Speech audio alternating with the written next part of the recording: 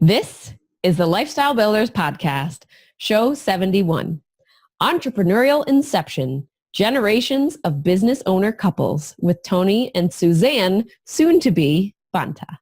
I guess it's funny, but that, those like if you're in a factory and it's in like, we have, 500 days since our last injury, right? So we used to joke every time I cried in a meeting. Now, mind you, I've never cried in a meeting in any other job that I've had. And we were like, it's been, 30 days since Suzanne cried in a meeting. And then I started We're going to totally start doing that now. I was like, there we go. We have to rip the paper off now. Hi, Ariana here with a quick PSA about why this topic is so important to us. Tom and I know how challenging it can be to start and run a business, to take care of your loved ones, and on top of it all, to keep a healthy relationship with your spouse. It isn't easy, and that is why we created our Lifestyle Builders Mentorship Program. As a special offer during this very special Couples and Entrepreneurship Month, we'd like to invite you to get started with your first month of Lifestyle Builders for only $1. So if you, and your spouse is welcome too, need more strategy, support, and guidance in your business and life, plus people who truly care about you and will keep you accountable, sign up now at tomandariana.com/LBcouples with the code LBcouples. A little bit more about our guests before we hop into the episode. Tony and Suzanne are the client fulfillment couple. They help client-based businesses deliver amazing client results on scale, taking Tony's expertise in corporate training and consulting and Suzanne's experience in hospitality. They are the dream team that helps your clients love you and love their results, all while turning nightmare clients into dream clients. I feel like this was one of the coolest episodes we got to record so far with this different dynamic that we didn't even know existed.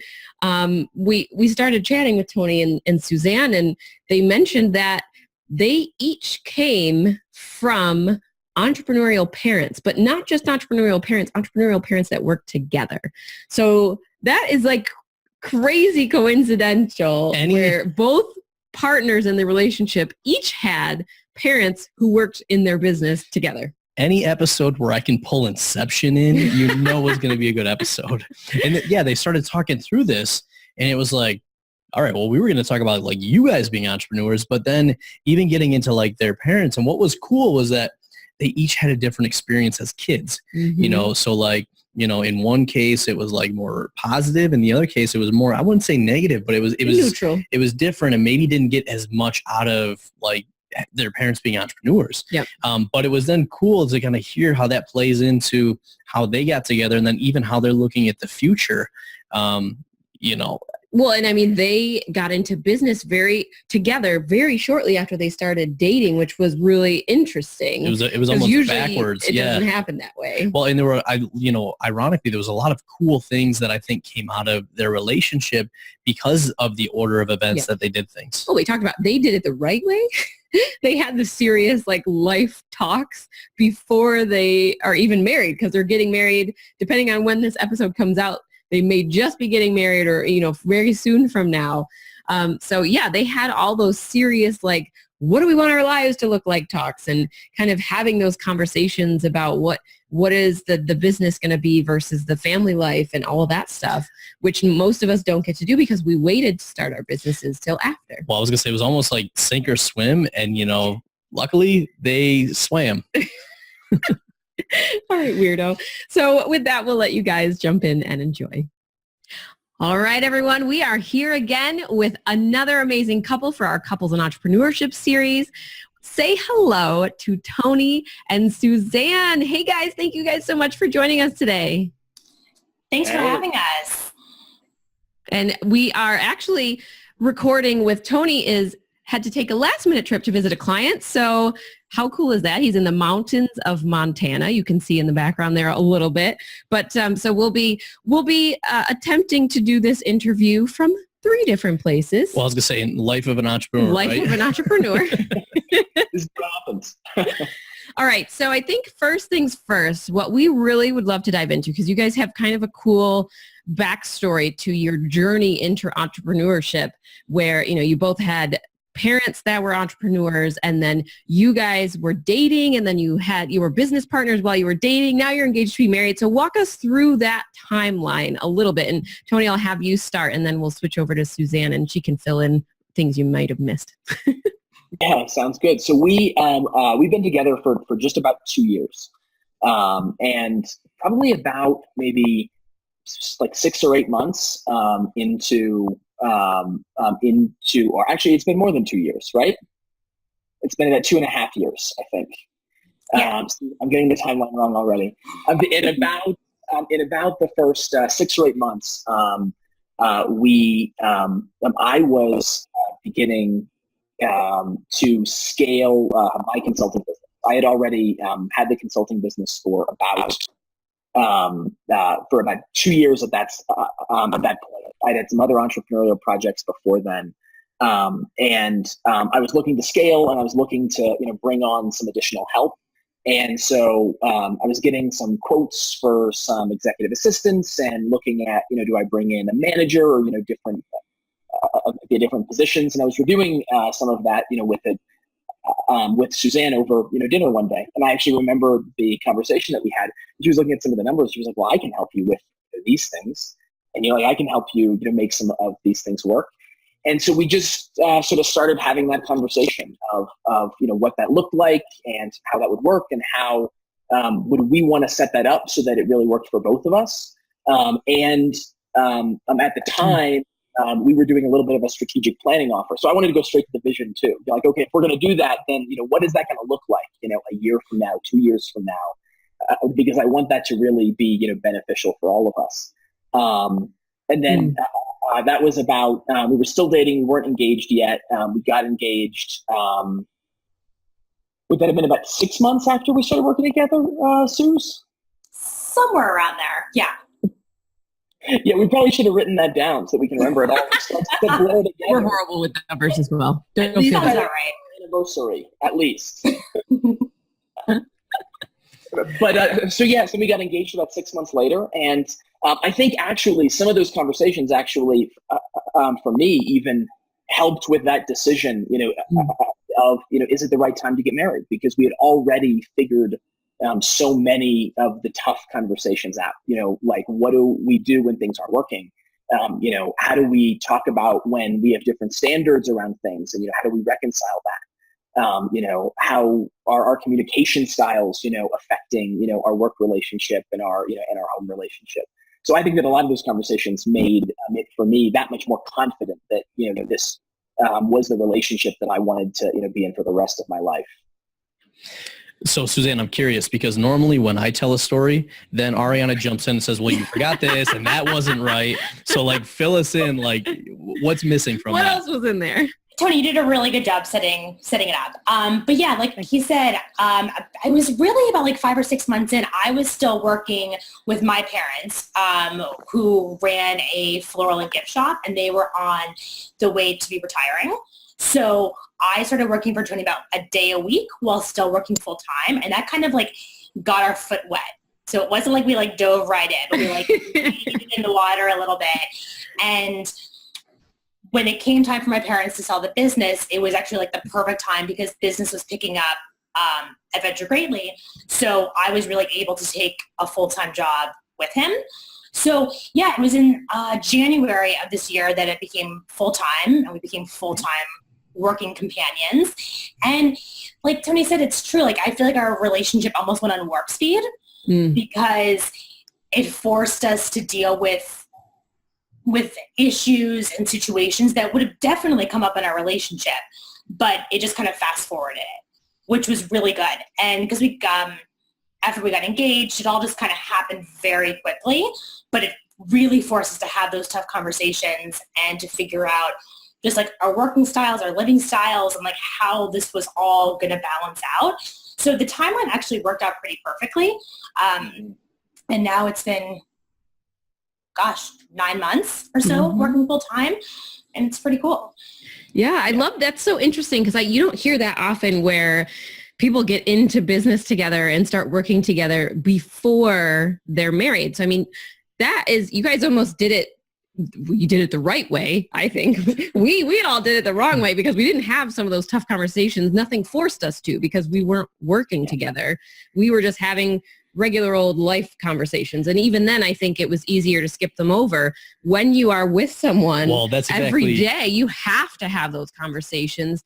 And it's almost like a scale. You can kind of see like, oh, here, where are things going to go? Because if we can't figure out working together, how are we going to figure out life together?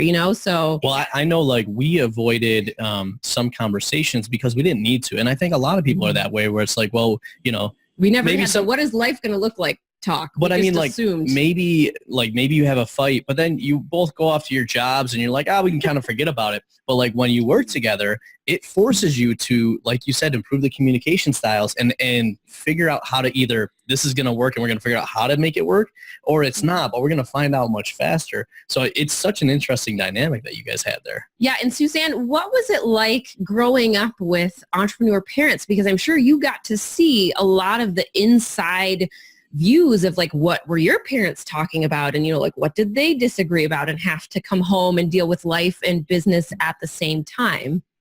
Yeah, I loved it because my parents used those opportunities with my brothers and I, sitting around the kitchen table and all that kind of stuff just to talk about business and life and what you have to figure out.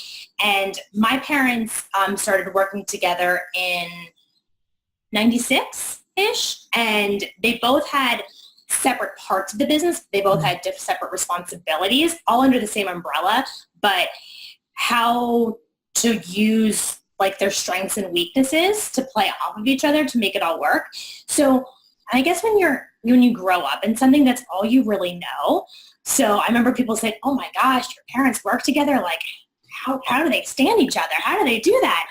And so it didn't make it as scary. And it actually made it more exciting to get into business with Tony because, again, it was all that I really knew. And we can see our strengths and weaknesses and how we can work on that.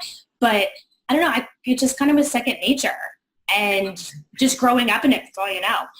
Feel like I'm looking into our future with what our daughter is going to hopefully be saying when she grows up. And even like small stuff, like talking about like finances and just different things that are just useful in life in general. But it was just cool. And like we had a very seasonal business. So, I remember like, every Christmas, like occupying myself doing like little tasks, but we were all in it for the sake of our family. And I think it really made me appreciate how much and how hard my parents worked for everything and for like the life that we had and that we all contributed. So I knew that I wanted something at least similar to that for my kids. And Tony was really very similar in that. So even from the beginning of our dating relationship, we were both on that same track. And I think that's what even like made us closer even quicker because we had the same like general life goals, which we just kind of had to put the pieces together. Well, and it's interesting that you mentioned that about like the kids because we've seen it too, like, when you have a family business, it's not like life is here and business is here, like they're integrated. So we'll be having a conversation like about money or finances or whatever, and our daughter will over here and she'll ask questions. So, whereas like a lot of times I think when people have jobs, they may not talk about as much of that, but because business and life get intermingled, that comes up a lot more. And I think there are a lot more of those conversations of just like life skills, I would say. So Tony, I'm curious, was that a similar situation like in your household or did that look different like as you kind of were growing up? There were pieces that were very similar and there were pieces that were a little bit different. Suzanne and I sort of found out by sharing, all of those childhood stories and things like that. But we both had a similar experience when we were very young, 4, 5, 6, 7, of when our family would be super busy. We also at the time had a seasonal business. My family were kind of serial entrepreneurs, so they jumped into different things. But in that period of time, they had a seasonal kind of light manufacturing operation, and we would both sleep in the nest of all of the workers' coats on the staircase. It was actually it was like an identical, sort of experience. But I would say one of the differences, and one of the differences is my family didn't have as many of those really healthy conversations. My family really didn't. That was not one of their strong points. They have a great many strong points, and I'm extremely grateful for all of the things that they gave me, including some phenomenal opportunities to work in the family businesses.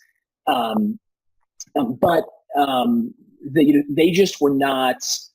They were not communicators in the same way. They didn't really enjoy that, and they were often running multiple businesses at a time. So we frequently wouldn't even have family dinners and things like that.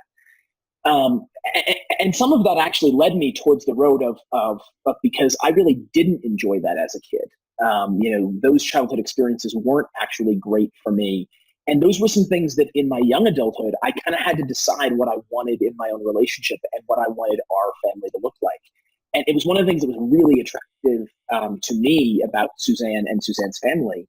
I can remember a few months in, I said to Suzanne, hey, maybe we can get like a pizza, just like over and like cards with your family.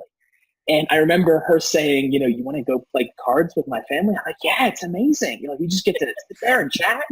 And that sounds great. And because that was something that I had to intentionally decide rather than that being the norm. What's interesting is we kind of have this like Inception thing going on. So not only are we talking about couples and entrepreneurship with you guys, but we're almost like going a level deeper into like, the generations before, which I think is pretty cool. Mm-hmm. As you guys were talking about that, and I'm so glad, Tony, that you said kind of that helped you figure out what you wanted and what you didn't. And one of the big things that we've seen with a lot of couples is that we each kind of bring our own stories, our own experiences, our own backgrounds. And then obviously as we start our relationship and we start our business, we've got to then kind of combine those backgrounds and experiences into one. So as you guys then got together and started kind of looking forward at the future, like I know you already talked about kind of like doing the strategic planning, like I love that. How did you guys then kind of combine those experiences to then create the experiences of you two and how you're going to proceed forward? I think we had to figure out like our strengths and weaknesses. So I much more enjoy like the back of the house stuff, like the organizational stuff, making sure everything like runs on time and everything's okay. Actually, like doing this is way out of my comfort zone. Well, thank you for doing it anyway. Oh, no problem. But like Tony's definitely like the face of the business, and it works out great because I don't want to be that. And I'd rather make sure that like everything's planned out, everything's A-okay, so that he can do some of like the broader thinking and not getting lost in all the details. So immediately we found that was a really great balance because he hates the details. I love the details. So just having that balance and making sure that he doesn't get bogged down in that kind of stuff, I think is super helpful. Yeah. And Tony, what about you?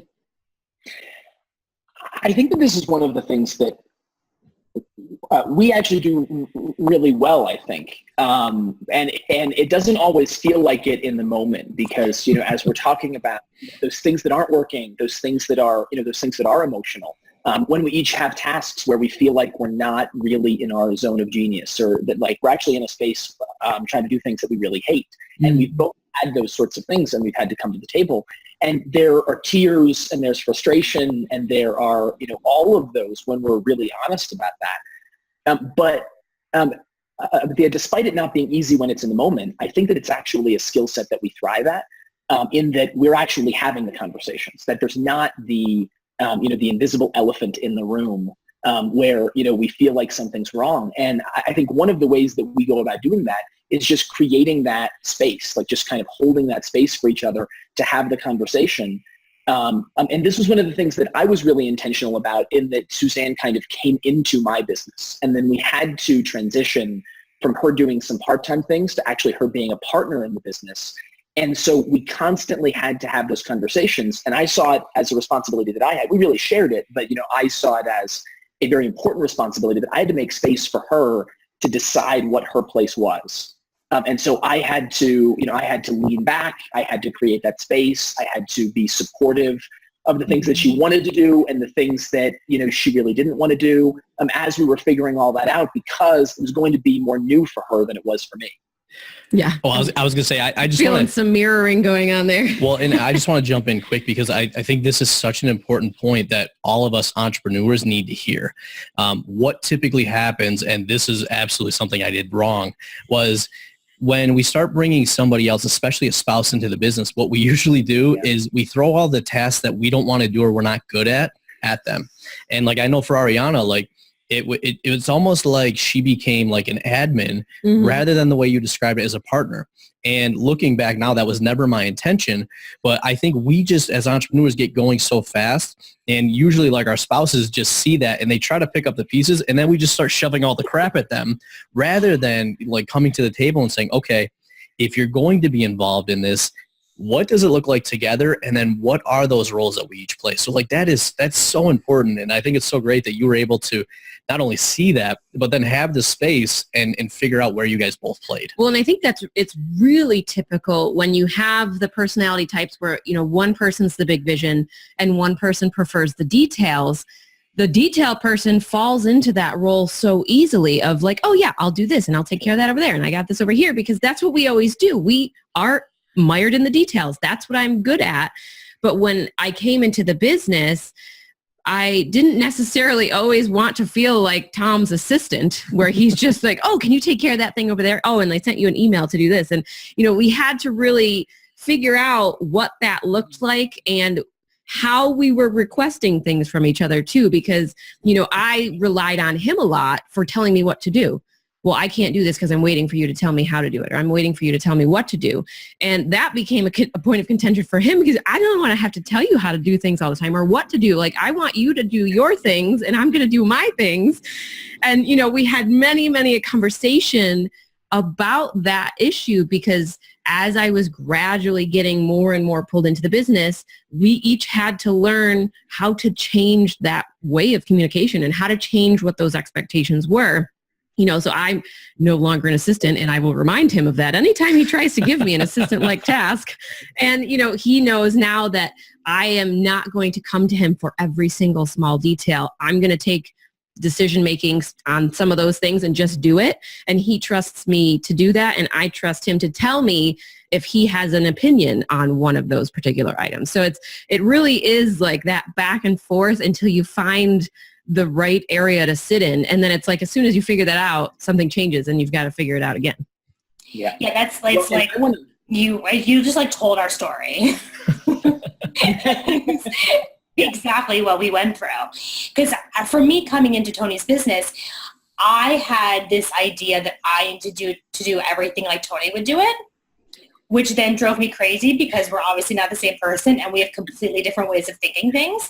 So, and I mean, I think that's something that I'm still actively working on, of being really confident in my decisions, because it doesn't need to be, you know, this email doesn't need to be written exactly how Tony would write it. Mm-hmm. And like, that's okay. But in the beginning, I think that transition was really difficult because I didn't want to disappoint him and I didn't want to make a mistake, even though it wasn't, but in my mind it was. So I definitely think for those first couple of months, and I mean, it's still something I think we're going to always be consciously working on, but he did a really good job of giving me the space to come into my own, but it was me who had to find that confidence. And I think with like getting more aptitudes for more things, it became more confident. But those first couple of months were really difficult because I was doing all things that I had never done before, and, you know, not wanting to drop the ball and not wanting, you know, him to get mad, even though he didn't get mad, but it was all in my head. So it's a tricky combination of figuring out, you know, that dance. Yeah, I would also like to, you know, be super vulnerable in that, you know, we by no means did it, you know, perfectly. Like, we made a lot of those same mistakes that, you know, that you talked about, Tom. I'll say, you know, I made a lot of those same mistakes that, you know, you talked about. But I think that, you know, we go through this cycle every 6 months or so, maybe even every 3 to 6 months, where things change in the business. You know, the dynamic is changing. There are new things that are evolving. And then we have to rehab that conversation. And because I think that there is no doing it perfectly. Like we can have the best plan, we can have the best, conversation, we can set really good boundaries, and then life happens. And like all of those things that are impossible to plan for come in. And then there are emotions and there are, and there are expectations and there are like all of these things. And I mean, there are times when I remember thinking, I remember, thinking to myself, how can I remember Suzanne being super frustrated, and I remember not knowing what I did to cause that, or if it was even my responsibility, or, what I needed to do to help support her, but at the same time, hold us both responsible for those big, things, the client success, the fulfilling on our commitments, of those things. And it's, this is not work for the faint of heart, right? This is really challenging to work with your partner, but I think the upsides are amazing. Yeah, well, and I think what was really cool about hearing you guys both describe that, we all have stuff to work on, and we all have stuff that we've got to continue personal development wise. So I know for me, a lot of it was, giving up some control, giving direction, but also giving some of that space, as well as realizing when some things weren't working and raising it up so we could have a conversation. On the flip side, Ariana had to do some like personal development and kind of figuring out like what are some of maybe the fears or the other things holding her back. So I know for us, what has really helped us is, we have some people that help us together business-wise, but then we each kind of have our own people to go to that have helped us either with personal development or maybe that specific area of the business. Have you guys found that like outside help, either together or individually, has helped maybe not only the business, but also the personal life?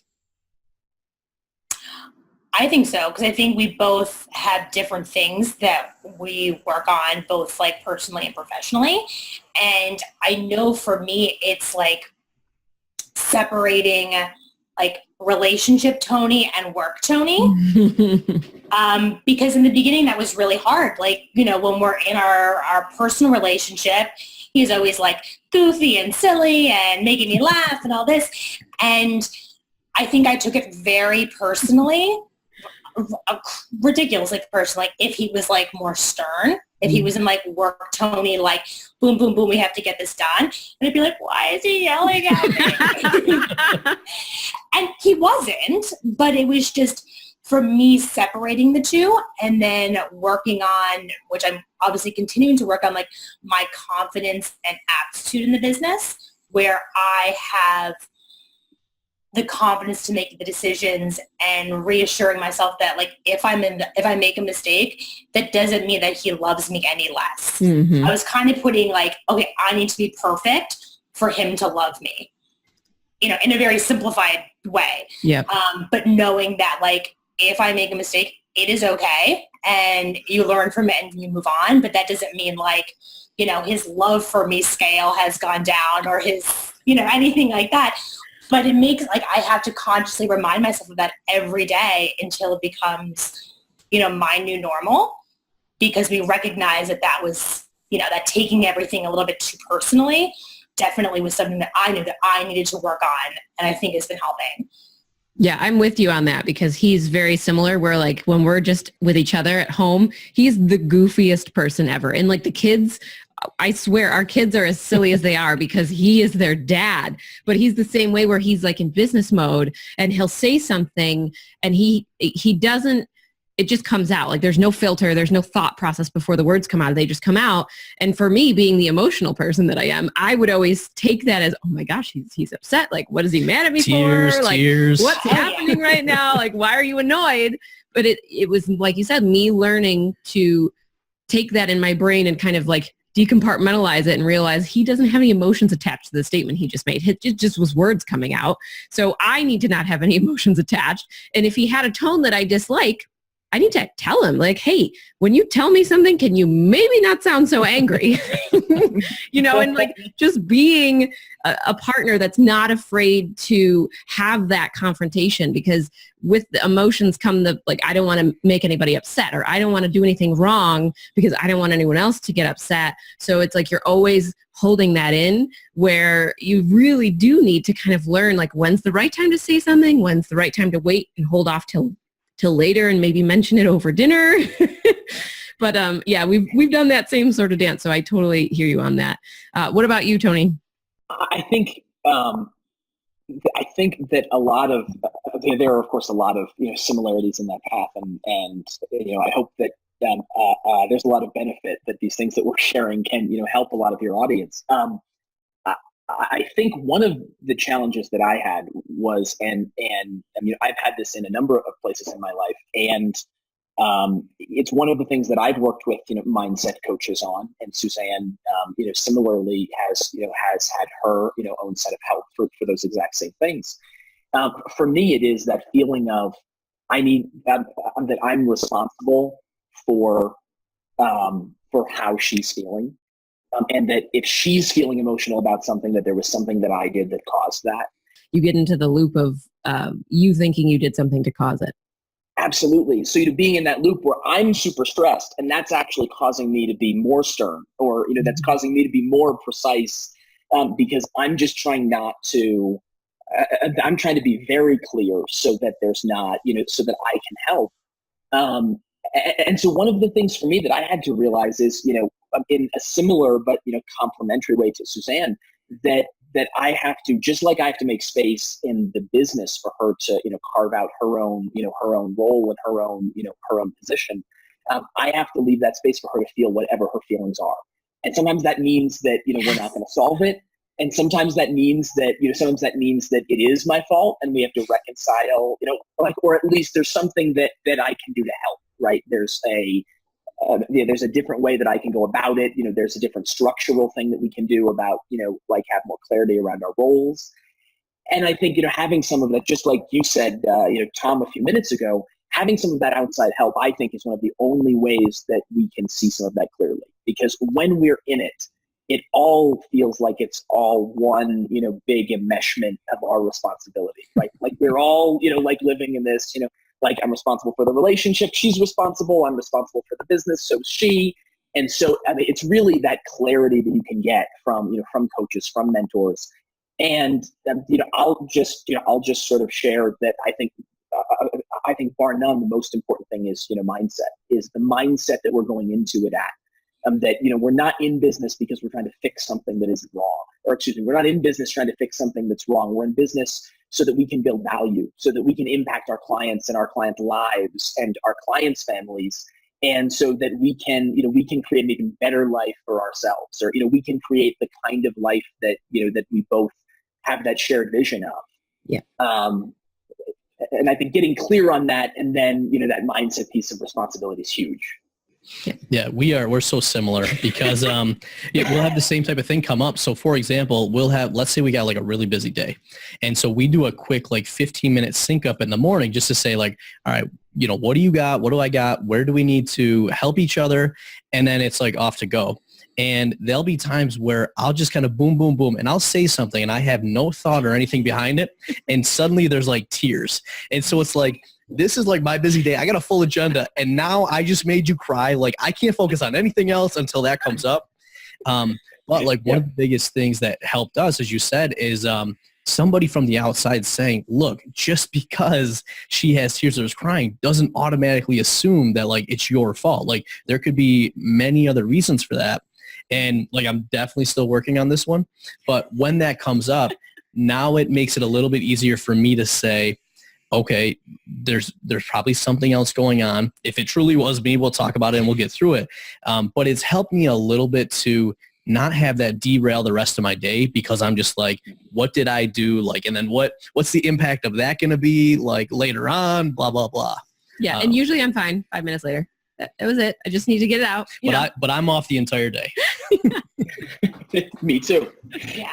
And I think one of the things that, not that I want to share any advice for anybody, right, but to just share what's worked for us or for me in this, is I think having and we've had this conversation many times, like I said, that like 3 to 6 month, cycle where we've had the conversation of, hey, if it turns out that, we don't want to work together, that's completely fine too. And, that completely removes the expectations of this has to work, or, the pressure of, each of us have to be a certain way. And it gives us freedom to really make our own roles in the company. I think actually being willing to have it not work and still be okay in our relationship and, with our own professional interests, I think actually giving ourselves that freedom actually helps guarantee that it will work, because we don't put unhealthy expectations on that cause that pressure that, then creates that, that boiler, that like boiling over of emotions on, both of our sides. Yeah, well, I think that's a great point too, because, a lot of people do have unreal expectations sometimes. And when you add the business and the life piece, now you've got expectations on each side. And I think giving yourself the okay that if this doesn't work, we can identify that. And it doesn't mean our relationship is any less good because we decided not to work together anymore. And I think, there's a lot of people where the two are connected. Like, oh, well, if we can't work together, why are we even together? Or does this mean that our relationship is destined to fail? Instead of having that be what's in your mind, you're saying, okay, this is the thing that we tried.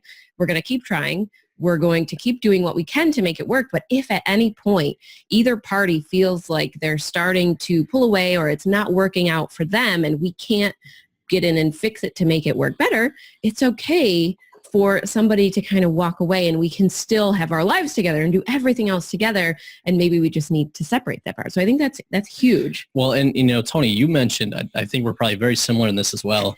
You mentioned kind of that like 3 to 6 month time frame. And, what we found was that when I was doing like business consulting, everything was in like those 90-day cycles, like annually we would do business planning, and then every 90 days we'd kind of do like a check-in. And, and then we have other meetings like monthly and weekly and all of that. But when we started working together, I basically brought those home, and we were not only doing them for each of our businesses, but we also then incorporated our personal life. And what we found, keep me honest with this, was that not only does the business change every 3 to 6 months because it's growing, different challenges come up, etc., but our relationships have changed, because like, hey, we're growing as people. Hey, we just had a child. Hey, we just got married. So those like 90-day check-ins have been so critical for us to kind of take that step back and say, all right, what went well, what didn't? Is it still working? And then based on that, what do we do next? And I think without that, like, we'd probably be completely, well, I know we were completely lost because before we did this, that was what happened to us. Absolutely. Yeah. We used to joke. I guess it's funny, but that, those like if you're in a factory and it's in like, we have, 500 days since our last injury, right? So we used to joke every time I cried in a meeting. Now, mind you, I've never cried in a meeting in any other job that I've had. And we were like, it's been, 30 days since Suzanne cried in a meeting. And then I started we're going to totally start doing that now. I was like, there we go. We have to rip the paper off now. We have a scoreboard on the wall with all of our key metrics, and I'm going to add that one in.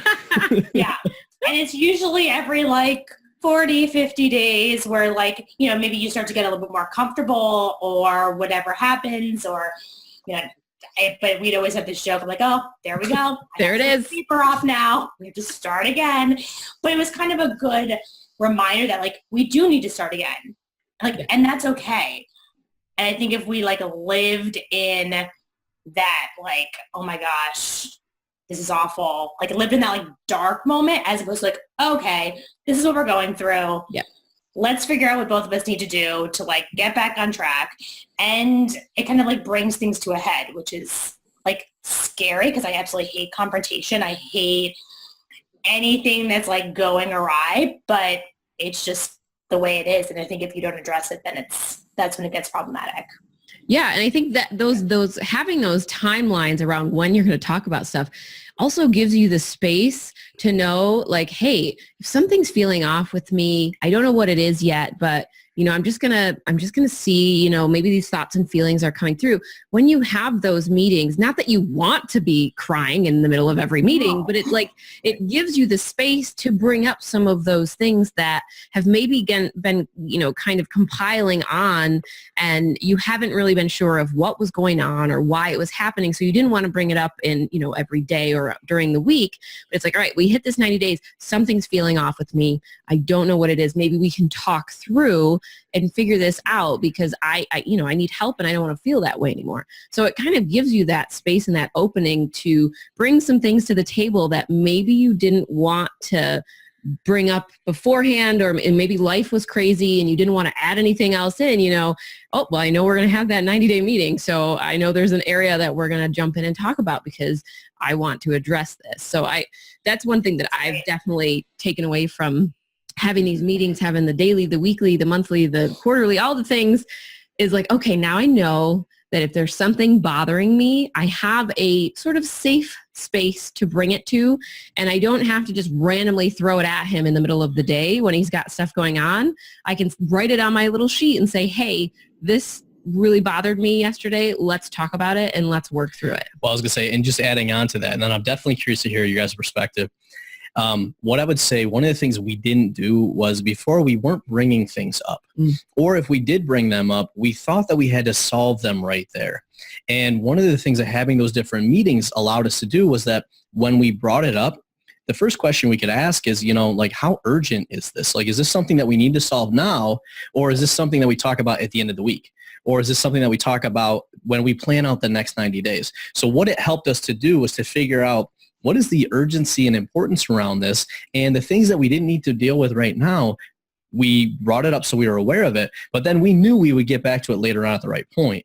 So, like, at least for me, what that then allowed me to do is, she wasn't like suppressing things thinking it was going to like throw me off, because it would, but I was at least aware of it, and we both knew this was the time frame when we were going to talk about it, and we could go into that with the right mindset to have that conversation. Absolutely.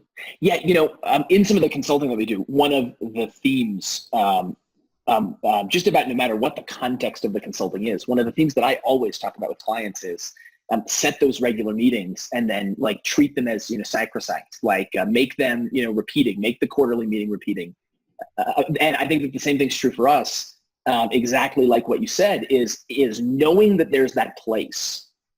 Knowing that we've already carved out the space to talk about those things. There are all kinds of things that I want to be better on a daily basis. There are all kinds of things that I want to be different. And that's not to say that anything's even wrong. It's just that, I'm constantly thinking. And if I talk about all those things every single day as I'm thinking about it, then we're not going to get anything done, right? Because we're just going to constantly be in idea space all the time. And so knowing that there's that time, whether it's a real problem or whether it's just a cool idea, we have those chunks where we get to be adults and like hold the idea, like there, or like jot the idea down, throw it in Evernote, and then come back to it, when it's time. Yeah. And I think it's the same for personal life. I mean, I know a lot of times people will say, well, we can't sit down and have a serious conversation about money because by the time we get home, we're both exhausted and we have to feed the kids and get the kids to bed. And, then neither one of us is in the right mindset to talk about money. So one of the things that we've done for personal life too is to include that stuff in those meetings so that if something's going on with us and our relationship, if something's bothering us about the kids or like talking about discipline, something's bothering us about money, or if we just need to have a talk about our budget and money, it's instead of waiting for, oh, well, we'll wait till we have some free time later. Add it right into those safe space meetings that you have set aside, and you kind of tackle those issues right alongside some of the business issues, because for us, they all intertwine anyways. So it's like we might as well use that safe space time to tackle everything we need to and talk about everything we need to and be able to resolve the things that need to be, and everything else just goes on the backlog list. For sure. All right. So I know we covered many, many topics since we've been on today, and just a lot of your experiences and story, which I love. What stood out to you, or what stands out to you as one thing you'd like everyone listening to take away from what we've talked about here today? Suzanne, you can go first. Sure. I think that working with your spouse is definitely not for everybody, and that's okay. And it just has a different set of challenges, but also the amazing things that can happen when working together, the amazing things that you can create and the lifestyle that you can have together, but knowing that, it is a lot of work, but it is possible if, you have the right things in place, the communication, all that good stuff, that it is possible, and, you can create the life that you both want together. But just knowing, having realistic expectations about it is vital. Love that. So true. So true. And what about you, Tony? I think the biggest takeaway that I would want to share is, first of all, I want to echo everything that Suzanne said, for sure. I think that, these things that we're doing in business and in life, it is an emotional, it is an emotional, game. It is an emotional, there is so much emotional work that's actually probably so much more important than the funnels and the email sequences and the project plans and all of those things, right? And I think the only way that we could get through it, and I think the only way that most people can get through it, is to find those mentors and find the community and to find the people that are going to help them. And I'd like to just take a quick opportunity to highlight some of the great work that you guys do, both in your free Facebook group, and I know that you guys have some amazing programs that help families with this. We haven't taken any of them, so I can't give personal, I can't give a personal testimonial, but I do just want to share that, I think that it's amazing that you guys do that, because it is, without a guide, there are families at risk, right? There are families that want this life, want what you guys have, want what we have. And if we didn't have support, I think one of them is just knowing that you guys are there, and we can always send you a message. I think it's one thing that actually calms me in the back of my head. We get through most of it, but you guys have this amazing community, and people need that help, because if you're not careful, you can very quickly blow up your relationship. And especially when there are kids involved, especially when there's so much more, even though we're talking about the business, right? That can so easily bleed over and then, just hurt you in so many other areas for generations. Yeah. I sort of want to, it's funny, I sort of want to bookend to say that was some of the experience that I had. My parents didn't have that community, and they didn't have that help. And so, I had to spend a lot of time, learning how to do these things that we're doing on my own, because I didn't have that example. And so, from somebody that is both living in it and has been affected by it, right, I would encourage everybody listening to make sure that you get in that Facebook group and spend some time around people like us, people like you guys, because it's so important. Yeah, I love that. Thank you so much. Yeah, well, and first off, we appreciate that so much. It was a major challenge for us, and there's not a lot of resources. I think there's more and more kind of coming up, but there wasn't a lot of resources for us to turn to early on. And, we've been fortunate enough to be able to work through a lot of the challenges.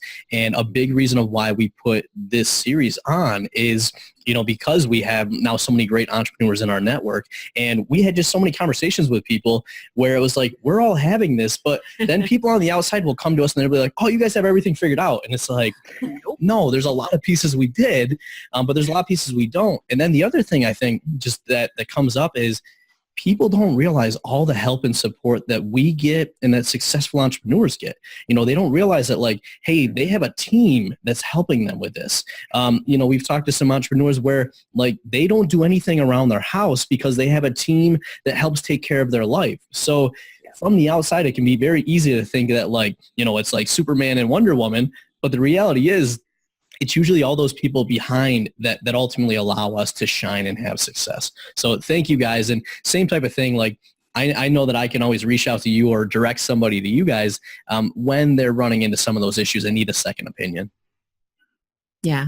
All right. So I know people are going to want to kind of reach out and connect with you guys. Where is the best place for them to do that?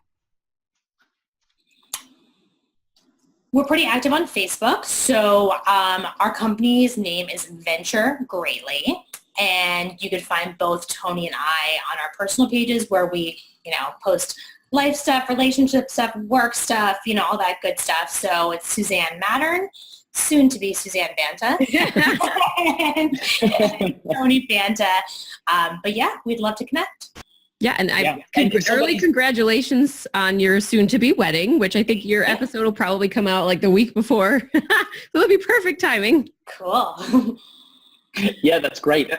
We'll have to drop some wedding pictures in the Facebook group. Absolutely. And, that's a very easy place as well for all of your listeners to reach us.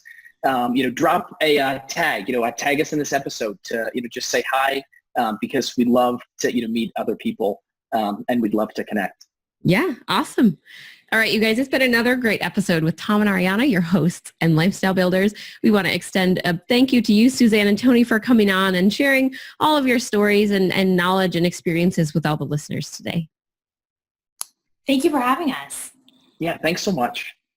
All right. And then as always, I want you guys to remember, it's your life, your business, your way. We'll see you next time. Bye. Hey, we hope you enjoyed this episode. If you know another entrepreneur who may benefit from hearing this show, we would so appreciate you being a good friend and sharing it with them. And just a reminder, as a special offer during this super special Couples in Entrepreneurship Month, we'd like to invite you to get started with your first month of Lifestyle Builders for only $1. Sign up now at tomandariana.com/LBcouples with the promo code LBcouples. Are you a Lifestyle Builders podcast fan? We'd love to hear from you. Head on over to tomandariana.com/iTunes and leave us a review.